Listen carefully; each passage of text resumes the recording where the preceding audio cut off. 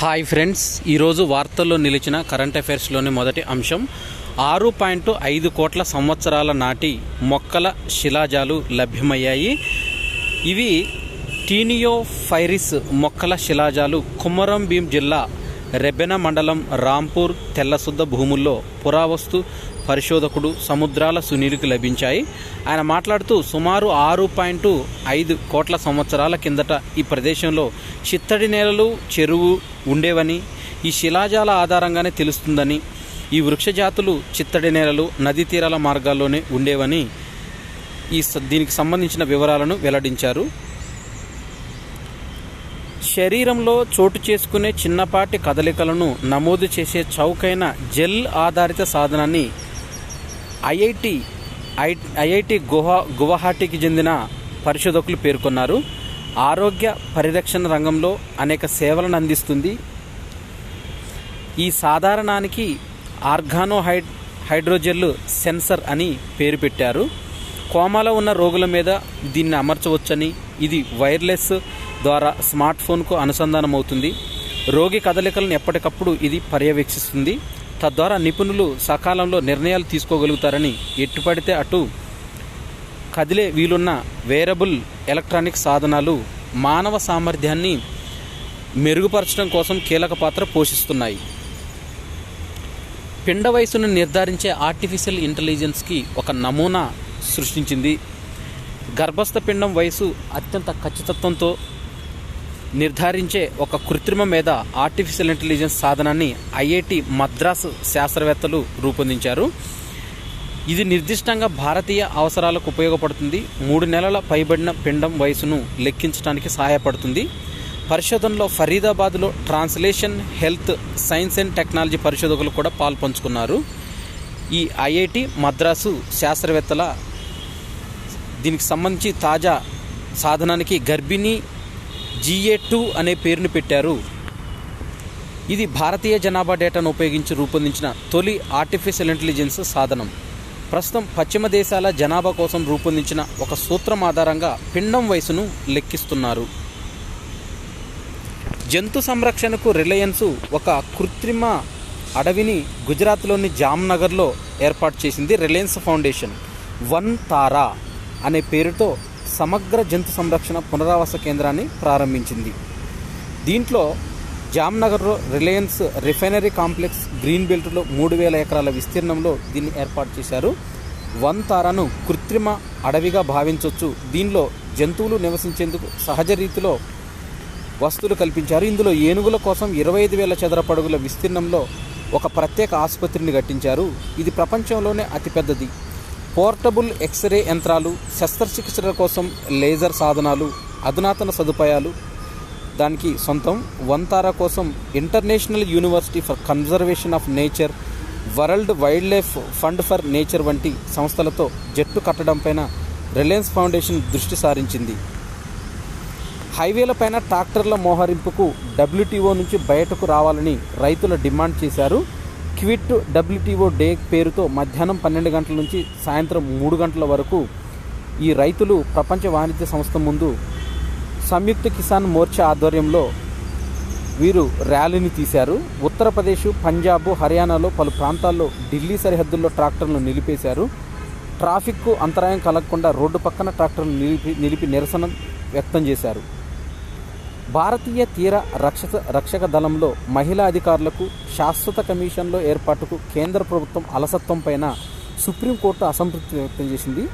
దీనిపైన కేంద్ర ప్రభుత్వం స్వచ్ఛందంగా చర్యలు తీసుకోకుంటే తామే ఒక అడుగు ముందు వేయాల్సి వస్తుందని హెచ్చరించింది. యునైటెడ్ అరబ్ ఎమిరేట్లో ఒక గొప్ప మనసు చాటుకున్న భారతీయ వ్యాపారవేత్త 2.5 కోట్లు చెల్లించి 900 మంది ఖైదీలకు విముక్తి కల్పించారు. దీనిలో చూసినట్టయితే జైలు జీవితం గడుపుతున్న 900 మందికి విముక్తి కల్పించారు. వయసు 66 ఏళ్ళు. ఇతను ప్యూర్ గోల్డ్ జ్యువెలర్స్ యజమాని ఫిరోజ్ మర్చెంట్. ఇతను 2008లో స్థాపించిన ది ఫర్గాటన్ సొసైటీ కార్యక్రమం కింద ఆయన విస్తృత స్థాయిలో సేవలందిస్తున్నారు. ఖైదీలు చెల్లించాల్సిన సొమ్మును తాను చెల్లిస్తూ వారు కారాగారాల నుంచి విడుదలయ్యేలా చూస్తున్నారు. రష్యా సైన్యం నుంచి భారతీయులు వెనక్కి రావాలని విదేశీ వ్యవహారాల మంత్రిత్వ శాఖ తెలిపింది. ఈ అధికారులను వెనక్కు పంపుతున్నట్లు, డిశ్చార్జ్ చేస్తున్నట్లు విదేశీ వ్యవహారాల మంత్రిత్వ శాఖ సోమవారం వెల్లడించింది. అధికార ప్రతినిధులతో అత్యంత ప్రాధాన్యాంశంగా దీనిపైన చర్చలు జరుపుతున్నట్టు, రష్యా ఉక్రెయిన్ యుద్ధంలో అనేక మంది భారతీయులు ఉక్రెయిన్ సరిహద్దుల్లో కొన్ని ప్రాంతాలలో రష్యా సైనికులపైన కలిసి పోరాడుతుండటంపైన మీడియాలో కథనాలు వచ్చాయి. పాకిస్తాన్కు రావి అంటే సింధు నది ఉపనదులైన సట్లెజ్, చినాబ్, బియాస్, జీలం, రావి ఈ 5 ఉపనదుల్లో, సింధు నది ఉపనదుల్లో 5 ఉపనదుల్లో ఒకటైన రావి జలాలను పాకిస్తాన్కు బంద్ చేయాలని, భారత్ పూర్తిగా నిలిపేయాలని దాదాపు 4.5 దశాబ్దాలుగా ఎదురు చూస్తున్న షాపూర్ కండి ఆనకట్ట నిర్మాణం పూర్తి కావడమే ఇందుకు కారణమని, తాజా పరిణామంతో రావి జలాలన్నీ మన దేశానికే ఉపయోగపడుతున్నాయి. 1960లో ప్రపంచ బ్యాంకు పర్యవేక్షణలో భారత పాకుల మధ్య సింధు జలాల ఒప్పందం అనేది కుదిరింది. దాని ప్రకారం సింధు నది ఉపనది అయిన రావి జలాలపైన పూర్తి హక్కులు మన దేశానికి లభించాయి. దీంతో ఈ నది నుంచి పాకిస్తాన్కు నీటి ప్రవాహాన్ని నిలిపేందుకు ఆనకట్టలు నిర్మించాలని భారత్ నిర్ణయించింది.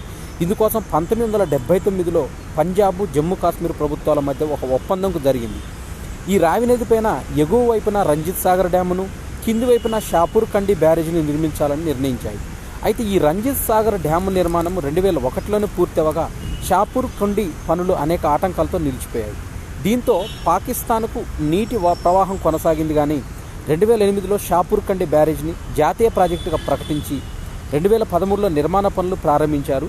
కానీ పంజాబ్, జమ్మూ కాశ్మీర్ల మధ్య విభేదాలతో ఏడాదికి మళ్లీ పనులు ఆగిపోయాయి. చివరకు 2018లో కేంద్ర ప్రభుత్వం ఇరు రాష్ట్రాల మధ్యవర్తిత్వం జరపడంతో నిర్మాణం తిరిగి మొదలైంది. ఎట్టకేలకు ఈ ఆనకట్ట నిర్మాణం పూర్తి అవడంతో ఈ నెల 25 నుంచి పాకిస్తాన్కు నీటి ప్రవాహాన్ని నిలిపేసినట్టు తెలిపారు. ఇక్కడ పంజాబ్లోని పఠాన్కోట్లో 55.5 మీటర్ల ఎత్తైన షాపూర్ కండి ఆనకట్ట నిర్మాణం పూర్తి అవడంతో ఇన్నాళ్ల పాటు పాకిస్తాన్కు వెళ్లిన నీటిని ఇప్పుడు జమ్మూ కాశ్మీర్లోని కతువా, సాంబా జిల్లాలకు మళ్లిస్తున్నారు. 83 లక్షల వార్షిక వేతనంతో ఉద్యోగం పొందారు ఖరగ్పూర్ IIIT విద్యార్థినులకు బంపర్ ఆఫర్ అనేది తగిలింది. దీంట్లో బీహార్లో భాగల్పూర్లో IIIT విద్యార్థినులు రికార్డు స్థాయి వేతనంతో ప్యాకేజీతో కొలువు సాధించారు. ఇటీవల జరిగిన ప్రాంగణ నియామకాల్లో బీటెక్ 3వ సంవత్సరం కంప్యూటర్ సైన్స్ చదువుతున్న ఇషికా ఝా, సంస్కృతి మాలవీయ 83 లక్షల చొప్పున వార్షిక వేతనంతో ఉద్యోగాలకు ఎంపికయ్యారు.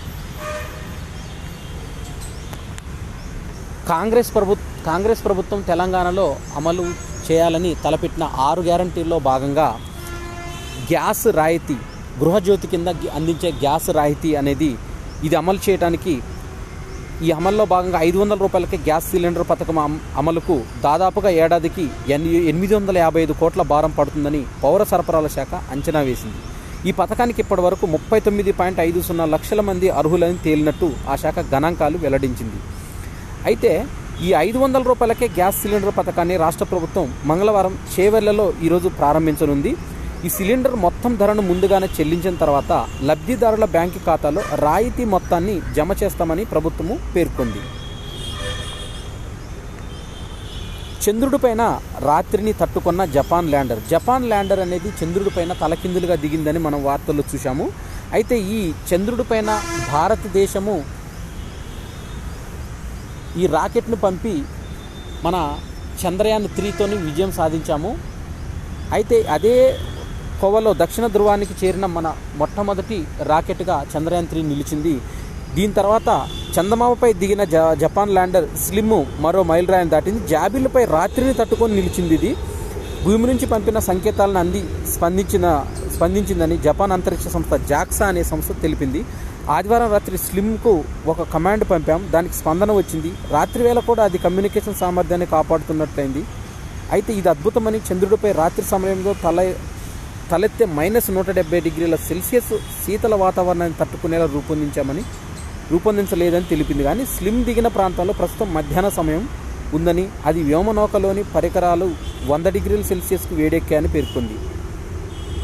అయితే ఈ వ్యోమనౌక 10 కిలోమీటర్ల వెడల్పైన ప్రాంతాన్ని లక్ష్యంగా పెట్టుకోగా, స్లిమ్ కేవలం 100 మీటర్ల వెడల్పైన ల్యాండింగ్ జోన్నే లక్ష్యంగా విధించుకుంది.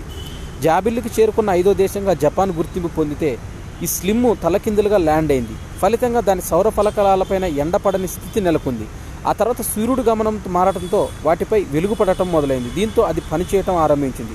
కొన్ని ఫోటోలను తీసి భూమికి పంపించింది. 10 శిలలను శోధించి ఆ తర్వాత మళ్ళీ జాబిల్లిపై రాత్రి మొదలవడంతో నిద్రాణ స్థితిలోకి జారుకుంది ఈ స్లిమ్ అనే జపాన్ రాకెట్.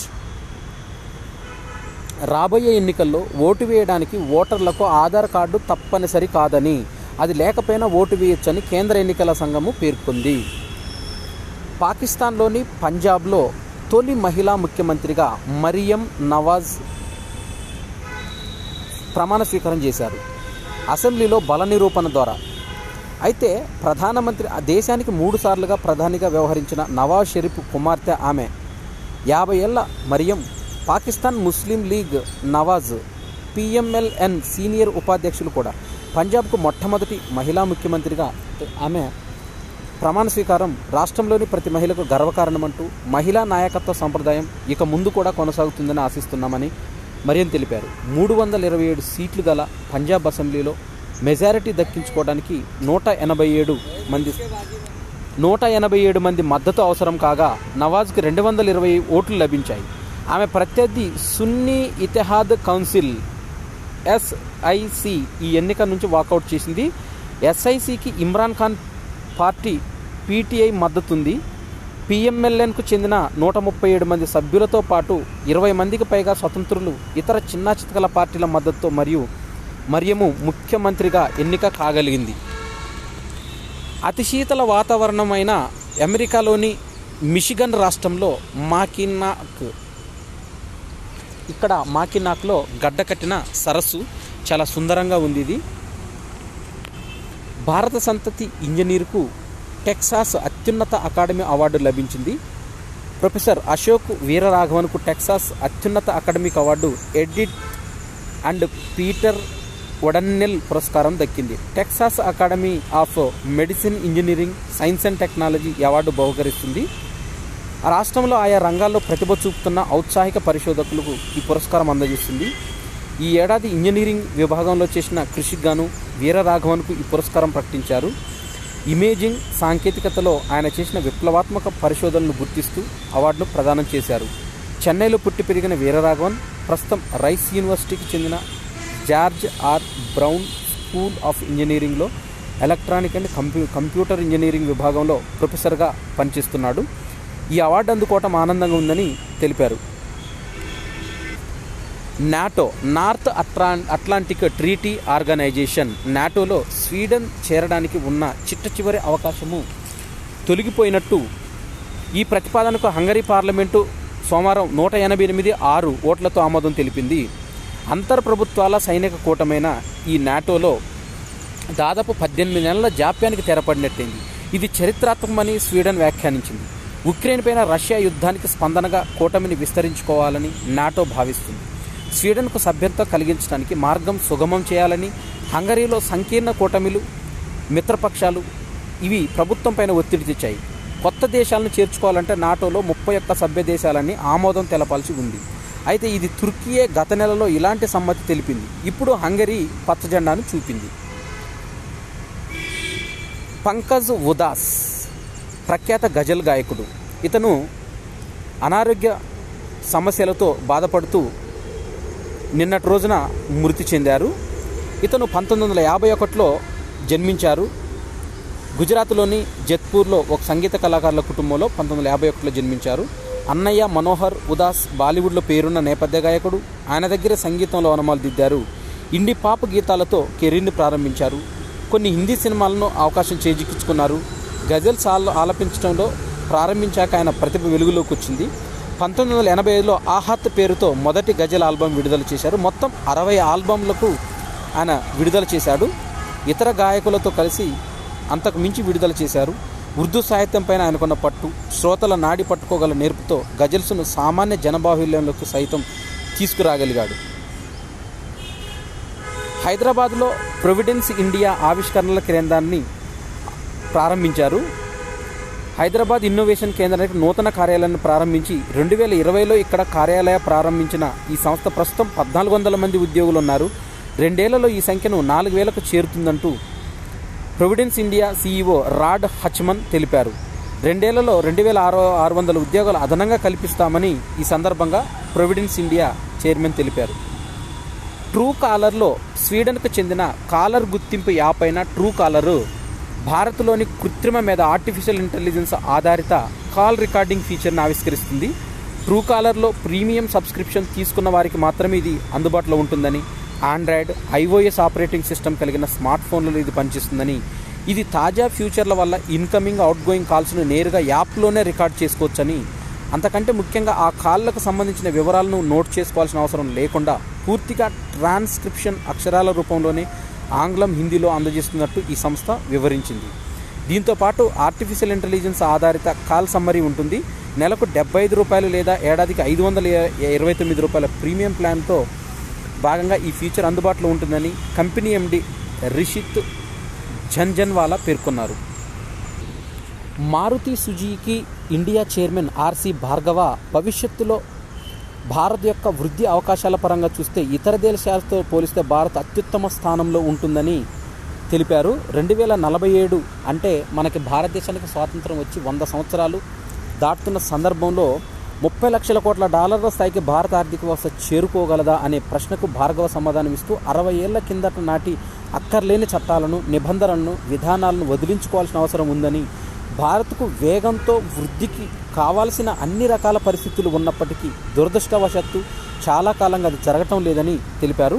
1 లక్ష నుంచి 22 లక్షల వార్షిక కార్ల తయారీకి సామర్థ్యాన్ని సొంత నిధులతోనే సాధించామంటూ, స్టాక్ మార్కెట్లకు మా వద్ద 50,000 కోట్ల నగదు నిల్వలు ఉన్నాయంటూ ఈ సందర్భంగా Maruti Suzuki India chairman RC Bhargava తెలిపారు.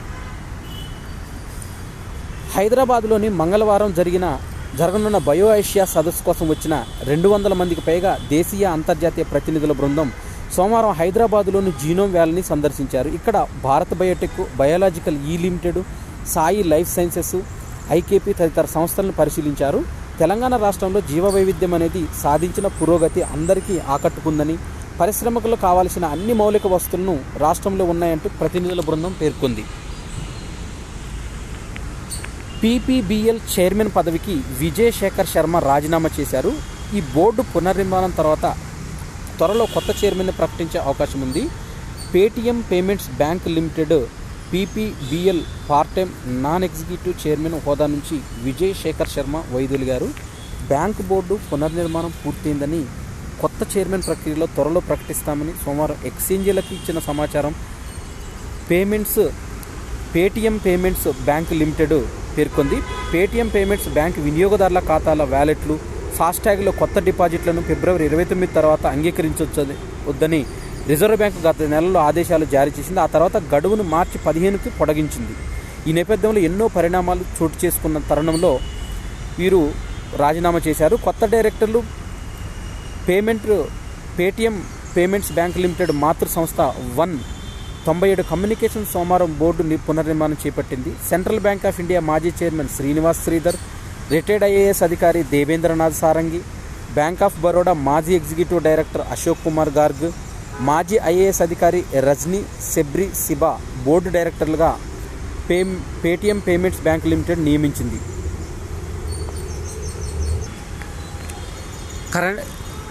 స్పోర్ట్స్కు సంబంధించిన కరెంట్ అఫైర్స్లో చూసినట్టయితే ఇంగ్లాండ్ వర్సెస్ ఇండియా 4వ టెస్టులో భారత్ విజయం సాధించింది. 3-1తో సిరీస్ను సొంతం చేసుకుంది. గిల్, జురెల్ సూపర్ బ్యాటింగ్తో ఇది సాధ్యమైంది. రోహిత్ అర్ధశతకం చేశాడు. ఈ మ్యాచ్కి సంబంధించిన హైలైట్ను మనం ఒకసారి చూసినట్టయితే ఇంగ్లాండ్ టెస్ట్ జట్టు కోచ్గా మెక్కకల్లం, కెప్టెన్ స్టోక్స్ బాధ్యతలు స్వీకరించి మొదలైన తర్వాత బజ్బాల్ శకం 2022 మంచిలో ఆ జట్టుకే తొలి సిరీస్ ఓటమి. వరుసగా 3 టెస్టులు ఓడటం ఇదే మొదటిసారి. స్వదేశంలో వరుసగా భారత్ గెలిచిన టెస్ట్ సిరీస్లు ప్రపంచ క్రికెట్లో ఇది అత్యధికం, మొత్తం 17. రెండో స్థానంలో ఆస్ట్రేలియా 10తోనుంది. చివరగా ఇంగ్లాండ్ చేతిలో 2012-13లో భారత్ ఓడిపోయింది. అప్పటి నుంచి సొంత గడ్డపైన ఆడిన 50 టెస్టుల్లో టీమిండియా 38 నెగ్గింది. ఇది చూసినట్టయితే ఈ మ్యాచ్ల్లో 8 మ్యాచ్ల్లో సమీక్ష అంపైర్ కాల్గా తేలిన నిర్ణయాలు 8. ఇందులో 6 భారత సమీక్షలు కాగా 2 ఇంగ్లాండ్వి. 30 స్వదేశంలో టెస్టుల్లో 200 అంతకంటే తక్కువ లక్ష్య ఛేదంలో భారత్ గెలిచిన మ్యాచ్లు 30 ఉన్నాయి. ఇంతటి లక్ష్య ఛేదనలో 33 మ్యాచ్లు ఆడిన టీమిండియా మరో 3 డ్రా చేసుకుంది. 971. ఇప్పటి వరకు టెస్టుల్లో యశస్వి చేసిన పరుగులు తొలి 8 టెస్టులు ముగిసేసరికి అత్యధిక పరుగులు చేసిన భారత బ్యాటర్గా గవాస్కర్ 938 రికార్డును అతను తిరగరాశాడు. అంతర్జాతీయ క్రికెట్లో బ్రాడ్మెన్ 1210 మాత్రమే యశస్వి కంటే ముందున్నారు. యశస్వి సెకండ్ ప్లేస్లో ఉన్నాడు. ప్రో కబడ్డీ లీగ్ సీజన్ 10లో భాగంగా పాట్నా పైరేట్స్, హర్యానా స్టీలర్స్ సెమీస్కు దూసుకెళ్లాయి. సోమవారం గచ్చిబౌలి ఇండోర్ స్టేడియంలో జరిగిన ఎలిమినేటర్ 1లో పాట్నా పైరేట్స్ 37-35 తేడాతో దబాంగ్ ఢిల్లీపై విజయం సాధించింది. హోరాహోరీగా సాగిన ఆఖరి రైడ్లో పాట్నా ఆటగాడు మంజిత్ 5 పాయింట్స్ సాధించాడు. ఇక ఈ ఆట తీరుకు సంబంధించి హర్యానా జట్టులో గుజరాత్ జైంట్స్ చిత్తు చేసింది. ఇక తొలి అర్ధ భాగాన్ని విరామం తర్వాత మరింతగా చెలరేగిపోయారు. నటుడు సిద్ధార్థ్ మల్హోత్రా ప్రత్యేకంగా సందడి చేశారు ఈ మ్యాచ్లో. ఐశ్వర్య తోమర్ ప్రపంచ రికార్డును సాధించాడు. భారత షూటర్ ఐశ్వర్య తోమర్ 50 మీటర్ల రైఫిల్లో 3 పొజిషన్ ఈవెంట్లో ప్రపంచ రికార్డు స్కోర్ సాధించాడు. జాతీయ ట్రయల్స్లో అతను 466.4 స్కోర్తో స్వర్ణ పతకం గెలిచాడు. గత రికార్డు 466.1. తోమర్ జాతీయ ట్రయల్స్లో మధ్యప్రదేశ్ ప్రాతినిధ్యం వహిస్తున్నాడు. ఈ ఈవెంట్లో నీరజ్ కుమార్, గోల్డీ గుర్జార్ వరుసగా రజతం, కాంస్యం గెలుచుకున్నారు. విమెన్ ప్రీమియర్ లీగ్లో రెండో సీజన్లో ఢిల్లీ క్యాపిటల్స్ బోని కొట్టింది. తొలి మ్యాచ్లో ముంబై చేతిలో త్రుటిలో ఓడిన ఆ జట్టు సోమవారం రెండో మ్యాచ్లో 9 వికెట్ల తేడాతో యూపీ వారియర్స్ను చిత్తు చేసింది. మొదట player of the match Marizanne Kapp 3-5, Radha Yadav 4-20 వికెట్లు తీశారు. ఇంగ్లాండ్తో 4వ టెస్టులు గెలిచిన తర్వాత ప్రపంచ test championship, world test championship పాయింట్ల పట్టికలో రెండో స్థానాన్ని మరింత పదిలపరుచుకుంది. ఈ గెలుపుతో టీమిండియా పాయింట్లు 59.52 నుంచి 64.58కి పెరిగింది. భారత్ 8 టెస్టుల్లో 5 విజయాలు, 1 డ్రాగా 2 ఓటములు ఉంది. 75 పాయింట్ల శాతంతో అగ్రస్థానంలో ఉన్న న్యూజిలాండ్ 4 మ్యాచ్లతో 3 విజయాలు, ఓటమి నమోదైంది. ఆస్ట్రేలియా 55%, బంగ్లాదేశ్ 50%, పాకిస్తాన్ 36.66 వరుసగా 3, 4, 5 స్థానాల్లో ఉన్నాయి. ఇంగ్లాండ్ 19.44%, 9 మ్యాచ్ల్లో 3 విజయాలు, 5 ఓటములు, 1 డ్రాతో చివరి నుంచి 8వ స్థానంలో ఉన్నట్టు పట్టిక. తొలి 2 స్థానాల్లో ఉన్న జట్టు WTC 2025 ఫైనల్లో తలపడతాయి. ధర్మశాలలో ఇంగ్లాండ్తో చివరి టెస్టులో భారత్ గెలిస్తే తన 2వ స్థానాన్ని మరింతగా స్థిరం చేసుకుంటుంది. ప్రముఖ హాలీవుడ్ నటుడు కెన్నెత్ మిచెల్ 49 సంవత్సరాల వయసులో మరణించారు. ఇతను నటించిన captain Marvel, star trek discovery వంటి సినిమాలతో ఆయన బాగా పాపులర్ అయ్యారు. ప్రత్యేకించి కెప్టెన్ మార్వెల్ మూవీలో ఆయన చేసిన జోసెఫ్ డాన్వర్ పాత్ర ప్రేక్షకులను బాగా గుర్తుంటుంది. సినిమాలతో పాటు వెబ్ సిరీసులు, సహాయ పాత్రలో నటించి ప్రేక్షకులు అలరించిన ఇతను 49 సంవత్సరాల వయసులో అమియోట్రోఫిక్ లాటరరీ స్క్లెరోసిస్ అనే వ్యాధితో ఈ నెల 24న తుది శ్వాసలు విడిచారు. ఇవి ఫిబ్రవరి 27, 2024కు సంబంధించిన కరెంట్ అఫైర్స్. ఈ వీడియో నచ్చినట్టయితే లైక్ చేయండి, షేర్ చేయండి, కామెంట్ చేయండి. నా ఛానల్ సబ్స్క్రైబ్ చేసుకోవడం ద్వారా నేను చేసే వీడియోస్ అన్నీ మీకు నోటిఫికేషన్ రూపంలో వెలువడతాయి. Thanks for watching.